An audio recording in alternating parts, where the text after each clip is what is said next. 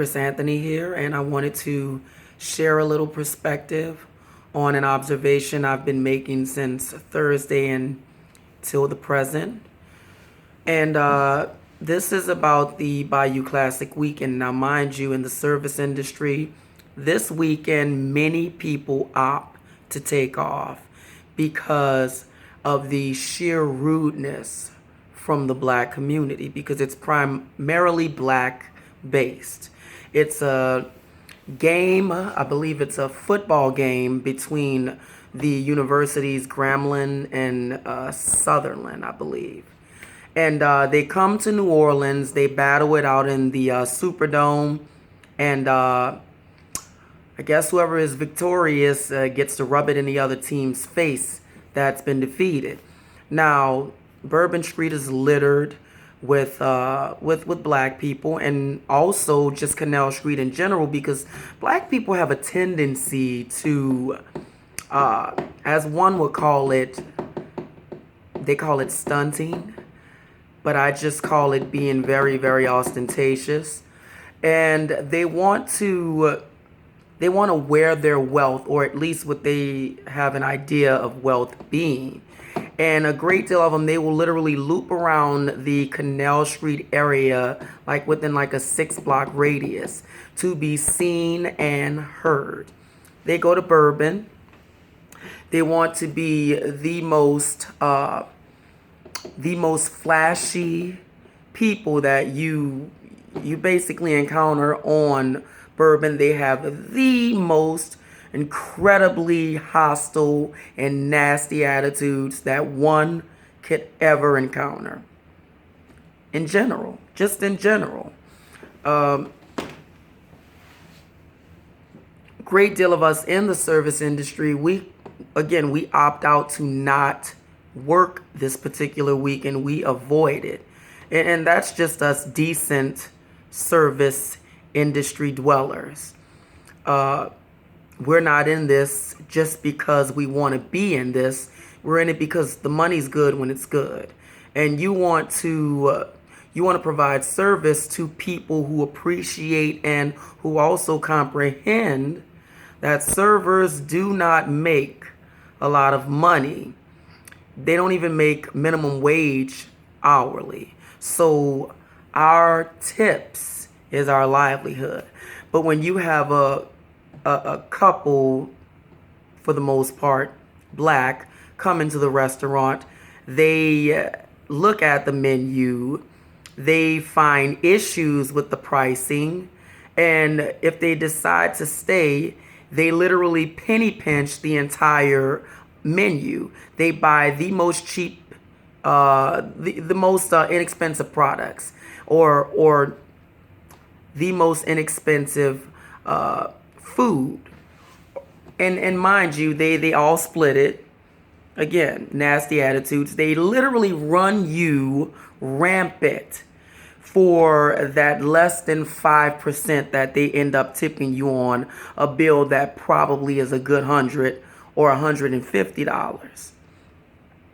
I don't know if it's a systemic issue and black people just have no concept of how to tip, almost like it's a foreign issue, or they just purposely do this because they don't see the reason behind it, or they don't see the rationale behind it. I'll go with the latter. They just aren't rational beings. You may not like it, oh well. Truth is truth. And I know one saying by a philosopher, I can't remember his name, but just basically points out that there are two ways to fool someone. One is to believe something that's not true, and the other is to refuse to accept what is true. And many people have an issue with accepting the truth, and especially again in our black community. This is just a little rant to give a little perspective on what we endure in New Orleans during Bayou Classic, and why there is a major difference between Sugar Bowl and the Bayou Classic. And people, especially in the service industry in New Orleans, who has worked these events, they know. They know exactly what the hell it ushers in. Now, I was, again, revisiting my constellations of philosophy, and Epicurus, he made this statement that objects mimic in a material dimension what we require in a physical one. Now, I made the tragic mistake of pegging Seneca with that particular stanza, but this is Epicurus. I do apologize, especially for my philosophy lovers out there. I made a mistake. I'm allowed that human trait. Now, with that being said, let's kind of analyze that. The objects mimic in a material dimension what we require in a psychological one. Wow. Now let's look at the whole concept of black people being disenfranchised for a very long time, and when they became, enfranchised, besides not ever really having an identity in this country, they started to cater to the whole notion of what Hollywood again was selling, of what the political identity pundits was selling as well. And one thing black people have become is obnoxiously superficial, obnoxiously artificial. Today in the restaurant, two young ladies, mind you, I will point out beauty when I see beauty. Beautiful young ladies, hair down to their asses. And you know that it was not theirs, but they maintain that because they purchased it, it's theirs. Now let me give you a little idea of how this is a major issue in cognitive dissonance, even a little psychosis going on with this. Hair is from another human being, and it has their DNA attached to it. So what you're doing is you are taking the DNA from another person and you're trying to merge it with your own DNA. And you have coarse hair. Your hair is not straight. Okay, your hair is not that of another European's hair or texture. Why would you put someone else's hair in your head? That completely throws off your imagery in general. But because Hollywood, again, which people should hold accountable for the lies and the mental manipulation that it produces, you're putting in another racist hair in your head that just does not line up with your texture. Yes, you can say white people wear, I'm not going to say tracks or weave, but extensions, whatever the case may be. Mind you, it lines up with their genetic code. It lines up with their DNA. So what is the issue with that? They would have to figure it out. I think that it is self-loathing. I think that it solidifies that black women have absolutely no love for themselves in truth. Think about that and let it sink in a little bit. They have absolutely no love for themselves in truth, because you can't even present yourself honestly to the world because you're afraid of scrutinization. Maybe if you try to present that for once and give people an opportunity to actually accept the beauty that's there, maybe people will. I digress, because I know that that's never going to happen. To assert $10 billion dollars a year just on hair alone coming out of the black community says a lot. Says a lot about the self-esteem of a black woman. Needless to say, moving on from that,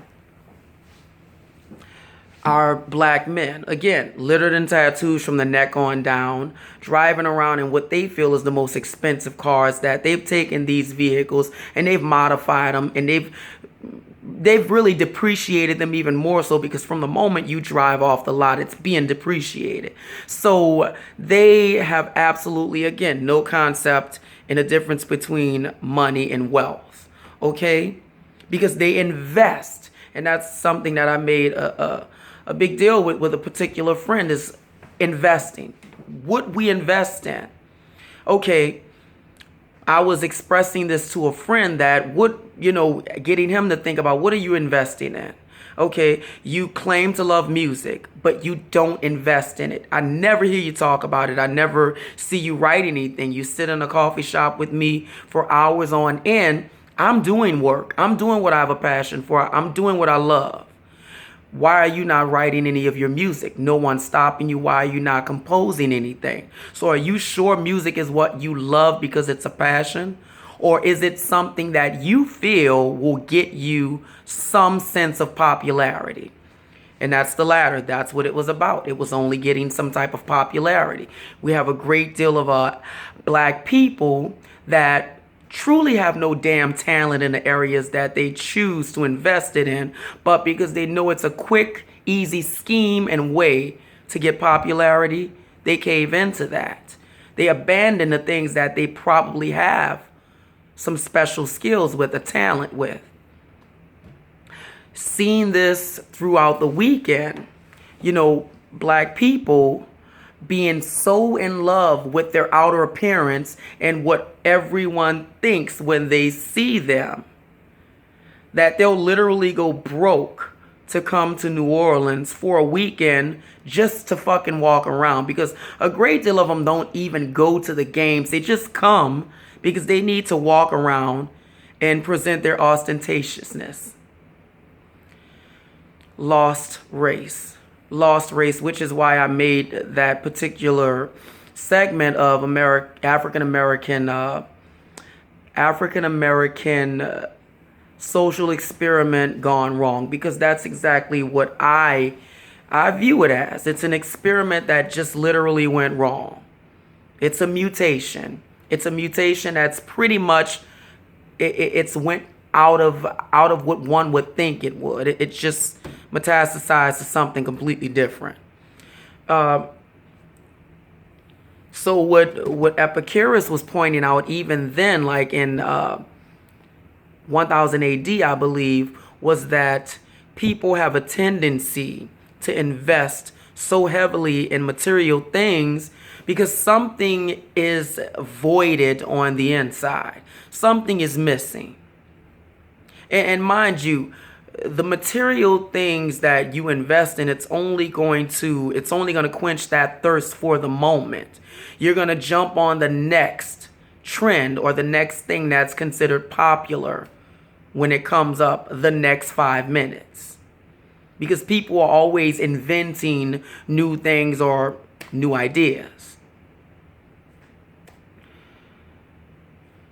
The investments that we make are based in shallowness, and it needs to change.